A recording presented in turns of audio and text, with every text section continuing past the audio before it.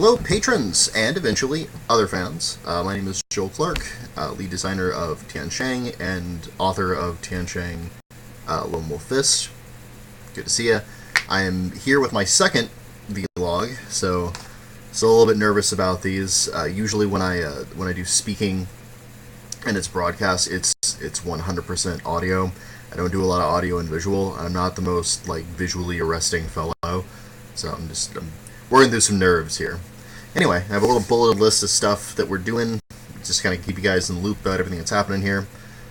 Starting off with the writing. So what am I writing this week? Last time I did a vlog, I was talking about two things I wanted to do, and one of them was the equipment rules, and the other one was resources, population, and followers.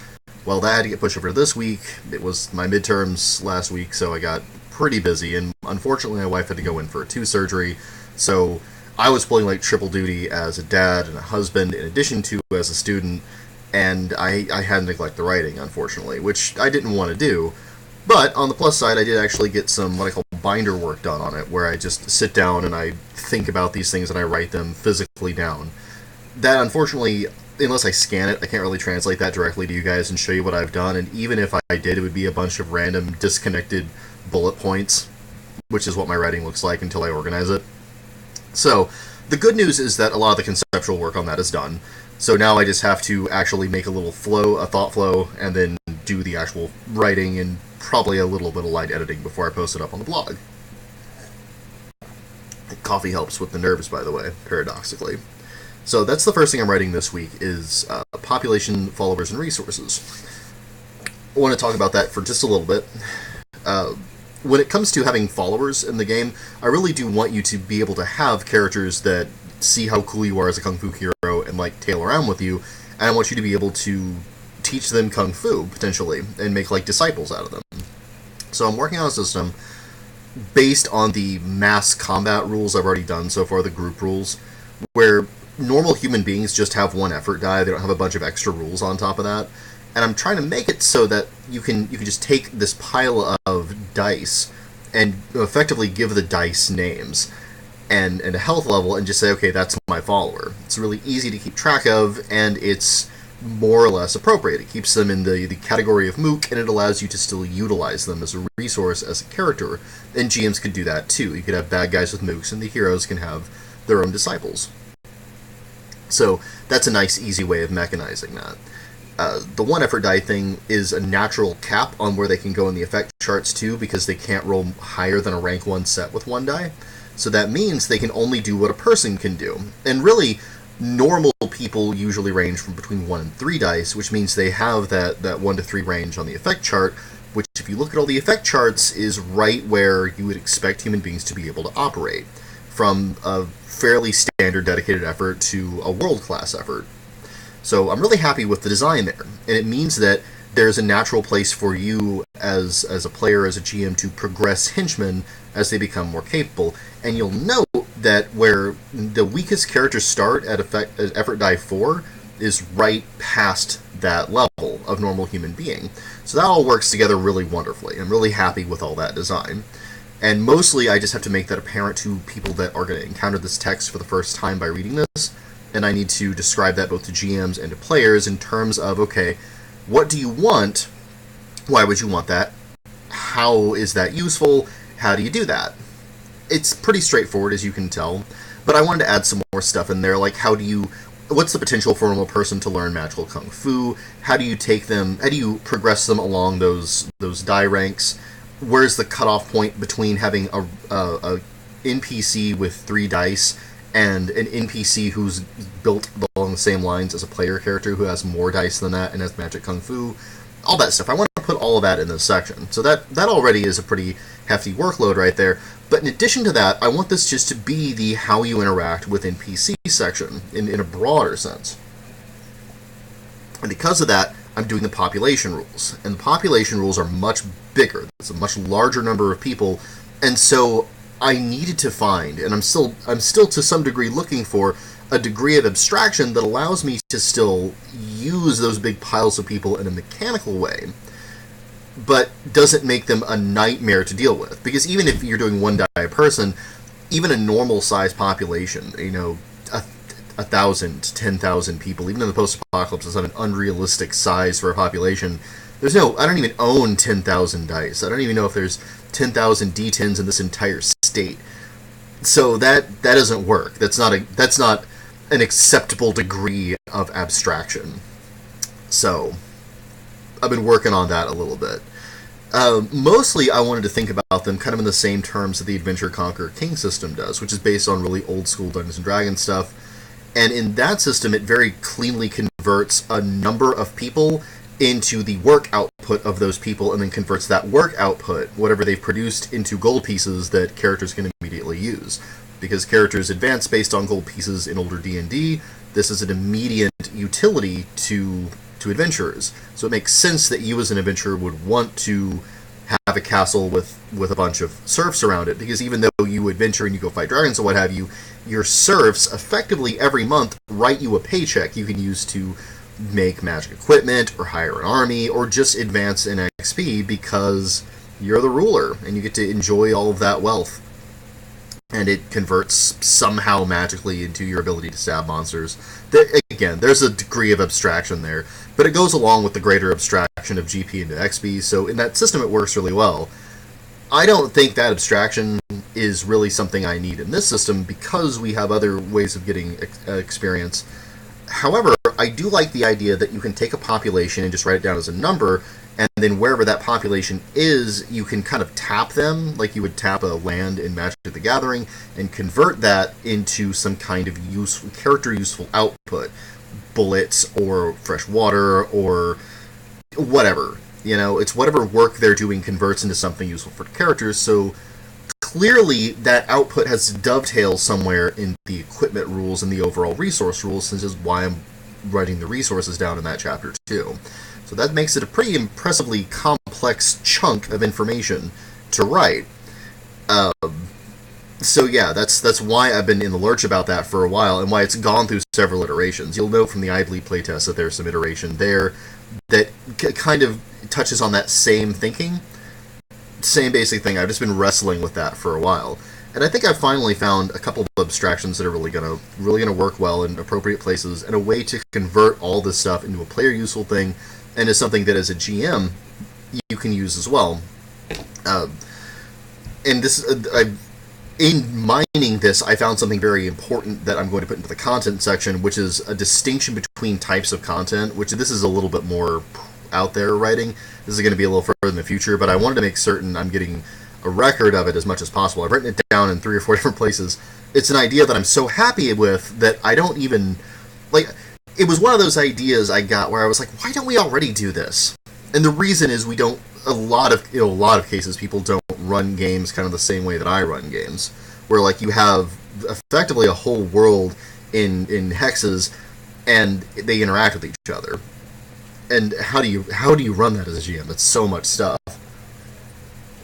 And I think I found an abstraction that's a really good idea. It's a combination of the status quo idea that Justin Alexander wrote about, where every hex is assumed to be in a status quo, where things aren't perfectly static, but they are going to kind of return to a normalized system. So like, say you find a bunch of slave traders in a hex, they're not frozen in time until your players get there. They are trading slaves. And when your players get there, they're in the process of their acquiring and selling their latest batch of slaves.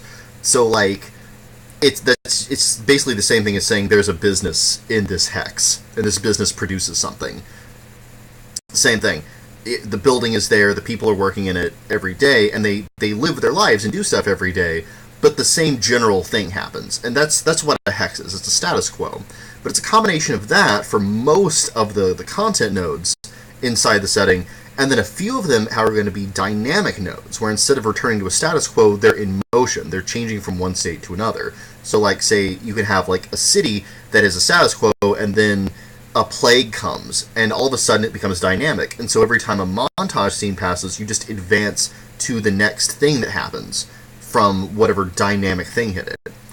So that's really exciting. And whenever we get to the content chapter, you're going to see the utility of that as a GM. I am very excited about this idea, and I'm really glad I thought of it. It's such a good idea, and it's so fundamentally useful that I think I'm probably not the first guy to have hit on it. But I might be the first guy to put it in an RPG book, and I'm gonna bank on that. I'm really happy with it. So anyway, it's going to be done in a generalized way too. So if you don't want to just do post-apocalyptic kung fu with this, if you just want to take some of the systems and use that for whatever game you're running, you should still be able to port it over. So another really useful thing about the rules. Anyway, so all that's happening, all the other stuff is happening this week. That's a little further off. So what's next? What is the next thing I'm writing directly after the population, resources, everything like that? The next thing is monsters. I want to give you guys the equivalent of kind of a monster manual in the book. So if you encounter a tiger, you can fight the tiger. If there's a pack of wolves, you can fight a pack of wolves. That kind of thing. And I want to do that because I also want there to be a scaler for ferocious monsters. So if you as a GM need something cool to happen right now and you're not 100%, like you don't have something that's already prepped for it, you can grab a bunch of data and make something that works within the rules without having to have a lot of prep time for it. The way I'm going to do that is instead of having an effort pool, monsters are going to have what I'm going to call ferocity, which is the same thing as an effort pool. It's just a pool of d10s, you roll them, and you fight with them the same way. But instead of being linked to all the skills, they're only linked to the physical skills and senses. So you don't have intellect, you don't have spirit, you don't have heart. A wolf cannot convince you of something in an argument. A wolf will not use its intellect to create a computer. A wolf is not going to summon its magical powers and shoot a key blast at you. None of that stuff is going to happen. But they might have impressive senses, they might be strong, they might be fast, and they might be tough. So ferocity just links into those 4 skills. They still work on the same effect chart because the effect chart can work for more than human beings. And it makes it so that I can say, okay, a wolf is 1 die, whereas a tiger is 3 dice, whereas a Tyrannosaurus is 6 dice. Or something like that. I haven't got the exact levels yet. But that way, whenever I'm going and creating content for it and filling up some of those nodes whenever I'm going to the setting chapter, I can just be like, okay, just grab the entry from the monster manual chunk, or just, these are about as powerful as wolves, something like that. So I don't have to necessarily numericize things to allow you as a GM to use them numerically, and also you'll be able to do that as GMs, so that's really useful. And also, you'll be able to say, my character is literally as strong as an ox, which is going to be fun. Or, I am fighting as ferociously as a Tyrannosaurus. You could be as ferocious as a tarantula. Actually, swarm rules is something that I was just noodling over earlier. I was sitting over and I was like, what would I do with a scorpion then? And I think maybe some kind of swarm rules would be useful, but that's going to be a deeper dive, because unfortunately, even though the fidelity of the system is really impressive as far as human beings as the bedrock, human beings are actually pretty far up in the grand scale of things, because a scorpion or a dove is not as capable as a human being, so they wouldn't even have 1 die. So what do you do whenever your players encounter a scorpion in their boot? You can't just say that it didn't happen. What's that all about? So that's going to be a challenge in these rules, but I'll cross that bridge when I come to it. The next thing I wanted to do with monsters is doing kung fu based on creature abilities. Kung fu is effectively, I use magic and then I get an effect. It's very simple in this system. In most systems, actually, it's very similar to that. But if you don't have magic with, say, a cheetah, but a cheetah can still do something that's kind of a magical kung fu effect. It can run really far and really fast in a brief amount of time. This is an ability they have. It's not magical, it's just part of how they work. But that's used as the basis for a lot of kung fu in the real world, like the mantis style and tiger style and what have you. And the idea is that you are taking the attributes that these animals have naturally, and you are using movements and discipline and techniques to get that same level of capability they have, or using that as inspiration for that level of capability. So what I'd like to do is do what are effectively once per round abilities they have, something kind of close to how the weapons work, where they can just do this a certain number of times around, and use that as a sort of animal kung fu. So a tiger would be able to do a pounce or a maul or something like that, or some kind of sneaking ability for a tiger, and they have a certain rank they can just automatically generate, and they roll their non-effort pool, their ferocity, in addition to that. And that can keep them still in that same scalar. And it also means that, you as a character, whenever I get to doing the actual how do you make new kung fu techniques chapter, you can say, go into the jungle and find some tigers and study them and create your own kung fu based on their style, and the GM and you can work in cooperation with the bedrock what tigers can actually do and convert that into an actual kung fu move. So you can make like the claws the tiger move and use it as the basis of your tiger style. So this is all stuff that was, by the way, talked about a long time when Legends of the Wulin was brought out, and things that were kind of missing from it. Like, there wasn't really a bestiary, there wasn't really a set of things you could do to make like fighting a bear interesting. I really want that to be something that happens in Tiansheng, just in general, and specifically in this one. I think we found a mutant monster and had to fight it, and then we based our kung fu on that is really cool. So that needs to be something that we can do in this game. So that's the next thing I'm writing after this thing. It was going to be the character generation chapter, and I might still tinker with that a little. A lot of work got done with that, though, so I think that one's in a pretty good shape. I'll probably just clean that up. I don't think it needs a lot more effort. But this thing with the monster manual, that needs to be there. So that's this week and next week. Or this time and next time. I don't know how busy this week's going to be, or next week. That's the general plan. Alright, so, some more news. Art. We've got some art on the Discord. In the Patreon right here. I posted up Pavel Kolomiet's cover piece that he's working on, and I've been talking with him about that, and he's been developing it. As you all know, it's a tribute piece to a particular piece of Fist of the North Star art, and it's a really good tribute. It has our proprietary character, Nuke, and she is punching some dudes with Kung Fu, and it looks really great. Pav's style, and you can actually, I think I linked to Pav's work here too. If not, I'm going to fix that and give you a link to just his actual work page where you can see a lot of his stuff. His style is fantastic. He has a real epic, brooding kind of style that is really perfect for this kind of genre. And as usual, I am pushing him all the way to his artistic hilt. The guy is really, he's a real lover of challenge, and so I try to make certain that I'm giving him something that's putting him a little outside of his comfort zone, so he's really just busting his balls making the most awesome piece he can for me, because I'm kind of a jerk as a boss, sorry about that, but also because he does amazing work, and I want to get the absolute best out of him. So yeah, with this piece, I've been going back and forth with him, talking about it, and I've given him a lot longer to finish it than I gave him even in the Parliament of Crocodiles piece, which I think I also linked to. Is another project I'm working on as a Mushroom Press. But in that one, like, he had that one done pretty quickly, and in this one, I gave him a much longer leash, and the reason I did that was because part of the thing about this picture is the dimension of the detail. Something about the Hakuno-ken and the art style, the really dense manga style it has, is that it is very heavy on details, and that gives it a sort of tension that's really important to the style. And I want that to be communicated visually, which is why I got Pav, because that guy has a visual density to the stuff he makes. Again, if you look at the Parliament of Crocodiles cover, even though it is really big and has this sense of enormity to it, it is also absolutely stuffed to the gills with some really beautiful level of detail. That's one of the things I really like Pav for. So that's the first bit. The next bit of art news is that I've been talking to Kimberly Clevin some more about doing the splat pieces. That's the little, that's the images that go with each individual faction that are kind of like the visual thesis of the faction. She is the person who did our initial draft for Nuke. That's the splat piece that's going to appear next to the radioactive scorpions. The next one up is Seven Sorrows Raven, which was actually chosen by one of our patrons. I keep calling you guys patrons. So you know who you are. Bravo. That's going to be the next piece we're going to see.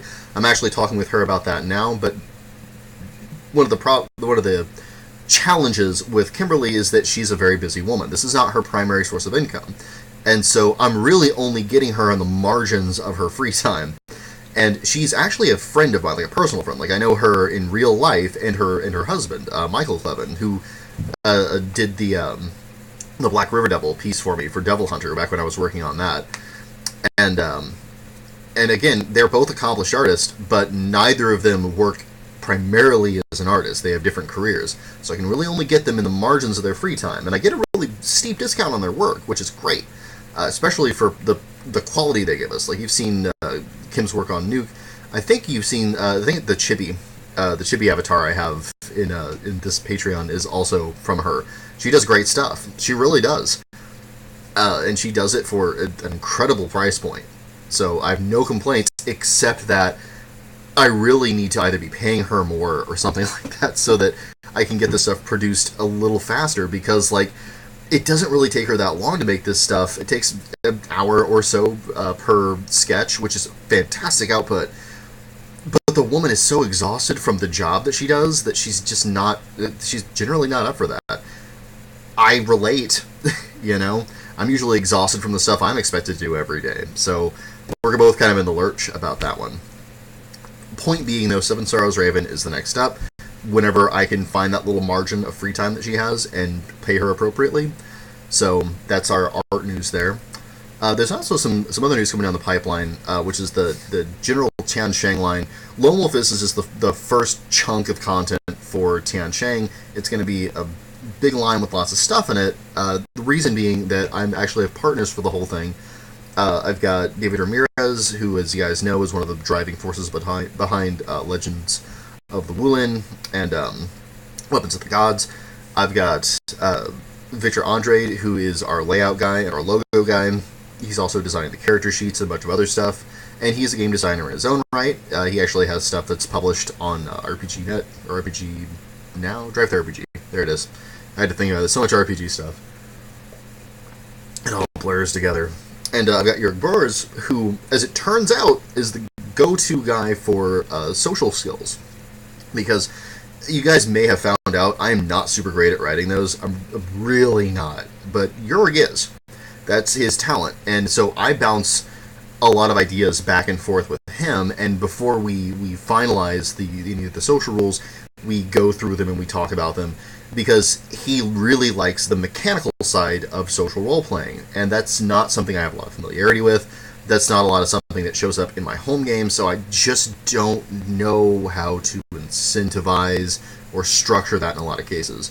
The current draft of the social rules is based on my speaking with him and his ideas about things, so they look really good. And that's his big contribution to the team, because he's just really, really good at it. Yeah, all those guys are partners on the Tian Shang line, and our flagship thing, which is All Above Heaven, it's our cosmic supplement where you're kind of playing like Dragon Ball Z level characters. That's coming down the pipe pretty soon. There was a big push from David Ramirez this last round of emails we all had as a team, where he was like, "Look, I want this out this year. The writing has been in a really good form for a long time, and it's about time to get it in layout and get it published." And so the issue I have with that is that in the meantime, because I finished the writing on the Act 1 of that a while ago, and it got playtested even by the Improv GM, Michael Matthews, and you can see that playtest if you want to. I'm going to put a link to that there too. Alright, so all that was done, and I was ready to go, and we just kind of hit a lurch for the last year. We kind of got hamstringed by a few things, and in the meantime I was like, well, while we're waiting on this, I'll just work on Lone Wolf Fist. And I did that publicly on my blog and on some websites. Traditional games, I had a couple of threads going that were a really big deal for me, at least. I don't think anyone else really gave too much of a care about those, but for me they were a huge deal, because I was like, I'm going to publicly do this and show everyone that I can do it, build a little excitement, and get Lone Wolf Fist done, because that's a supplement that I wanted to do anyway. We'd already agreed as a team that it was like a little sort of like side project that I was going to do, because it was something I was really passionate about, and it was a little too focused for a broader appeal. So I was like, okay, I'm going to do this based on Fist of the North Star, and I'm going to make this setting. And when I got to actually writing it, I realized how woefully underprepared I was to actually put this writing out there. I had a lot of new ideas. I had a lot of stuff I didn't quite get designed the way I wanted it to. And there was a bunch of chunks of Tian Shang missing that I've now developed a lot more. And that the current writing in Lone Wolf Fist is my most advanced thinking on it, and it's doing what I want it to do. The problem with that is, now that I have all these different ideas and this newer version of the writing and everything, I went back and checked out All Above Heaven, the Act 1 from All Above Heaven, and I'm like, this doesn't line up with our current stuff. It's a little rougher. And the actual development of the writing was fine, like it conveyed really nicely and all that, but the ideas underneath of it weren't as developed as I would have liked. which means that if I want to update that, I need to go in and talk to the team and be like, hey, look, all these changes I've made for the Lone Wolf Fist system, should we adopt those? And in what degree for All Above Heaven? Because we know those rules are going to be a little different. Because there's like, instead of the assumption of being a human, like there's a bunch of different like species you can be, and there's all kinds of different stuff in All Above Heaven that makes it a little more cosmic, a little bigger.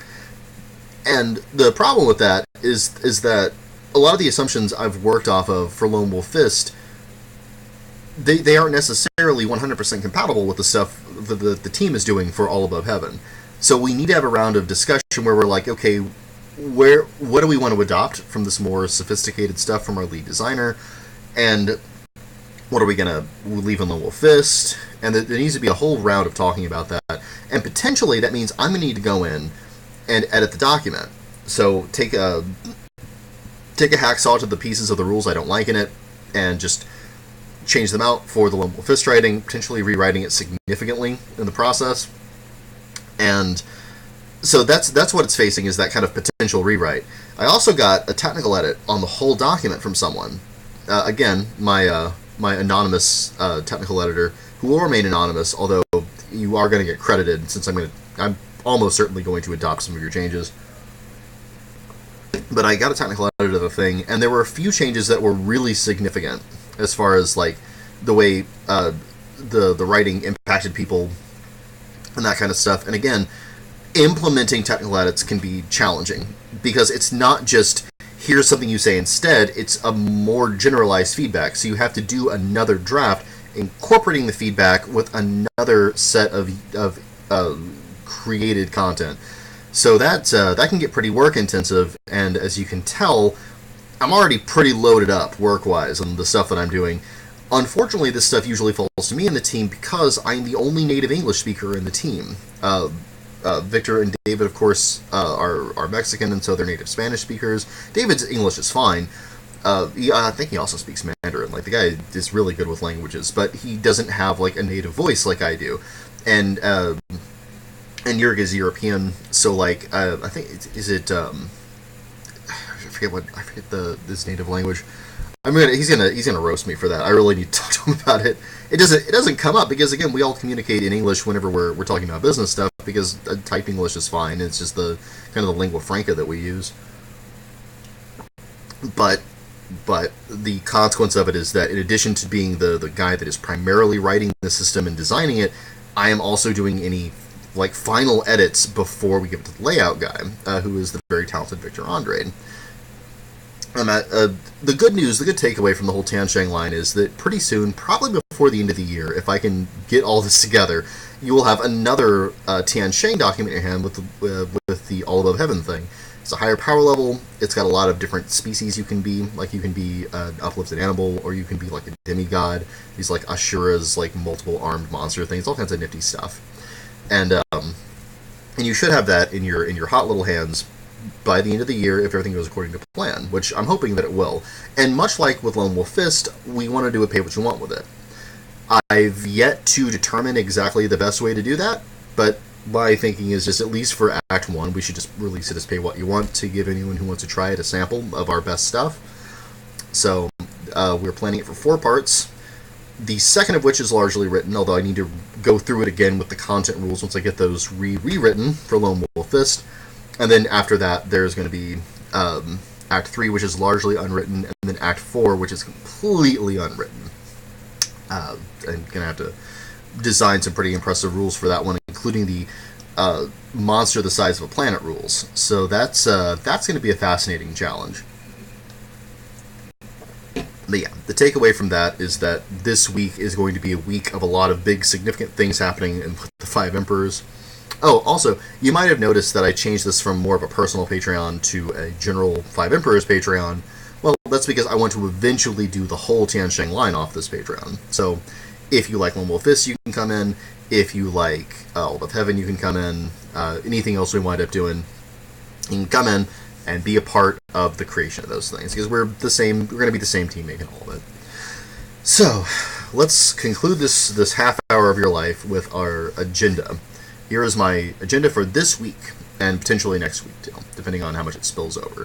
First thing is this video. I want to make sure I was talking to you guys. I feel like kind of fell off the edge of the earth this last week, so sorry about that. Got really busy.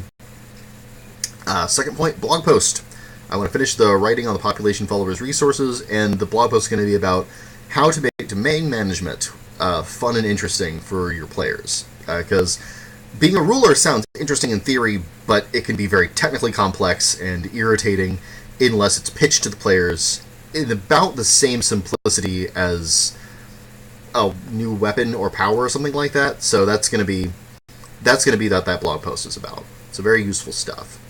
I've got a Wushu workshop. I do a podcast with Brendan Davis, co-creator of Wandering Heroes of Ogregate. We're going to be doing that this week.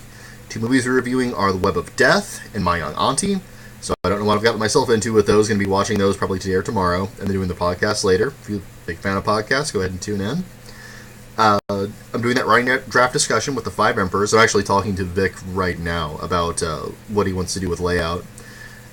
And the potential rewrite entering into that layout with All Above Heaven is the other thing that I want to do this week.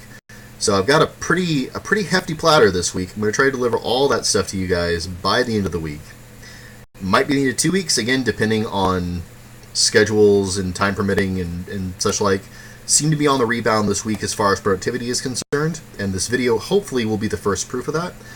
In the meantime, thank you again, all of you, for your patronage, support, and anytime that you guys are going and talking about this or discussing it or enjoying it, that absolutely thrills me and everyone else on the team.